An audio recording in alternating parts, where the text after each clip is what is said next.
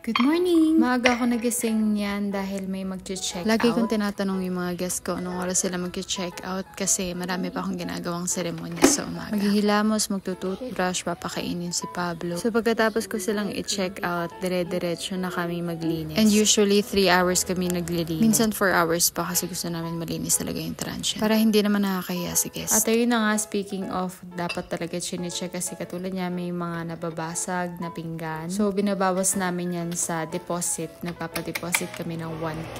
Pag wala namang damage, pinabalik namin yun. Babalik namin yun upon checkout nila. Pagkatapos na i-check. Naranasan ko na rin sa client yung pag may nasisira sila, mahaba-habang explanation ang kailangan bago nila bayaran yung mga nasira. Na-explain ko na lang lagi na okay lahat ng mga gamit, gumagana lahat, walang sira nung nag-check-in sila. So if mag-check-out sila at may nasira at may mga hindi gumana, yun yung binabawas namin sa deposit. Sa mga previous guests namin, nakasira na sila ng upuan, ng rice cooker na hindi namin alam kung sino yung nakasira kasi di namin agad napansin. Kaya simula nun, chinecheck ko muna kung gumagana yung rice cooker, yung water heater. Nakasira na rin ng LC ng electric fan. Di ko rin gets kung bakit nasira yun, pero sabi nila kasi biglang nawala ng kuryente so nahulog sa upuan. Nawalan o nasiraan din kami ng board game. Bagong-bago yun, hindi pa nagagamit, and yung pag-checkout nila, wala na, hindi na namin makita. Marami na rin nawalang payong, nasirang payong. May nakasira rin ng switch ng excess fan doon sa lutuan. Nakabasag na rin ng plato, platito, pitchel. Meron din nag-uuwi ng kutsara at tinidor, gagawin daw nilang remembrance. May mga nakasira na rin ng mga lutuan, yung mga pan, frying pan. May nasira ding lock ng window, pati screen. Pinakamahirap yung sa wall namin kasi PVC yan. Mabilis siyang mabutas. And ang hirap i-check niyan every check-out kasi malaki yung transient. Unless i-check talaga namin isa-isa bawat room, bawat sulok. May nakasira na rin ng flush sa toilet, ng shower, ng heater. May mga nakasira ng monoblock chairs, mga nakagasgas dyan sa chair sa sala kasi kahoy yan. At marami pang mga nasira at mga nawala sa transient. Minsan di namin napapansin. Pero ito na lang muna para sa ating video for today. Bye!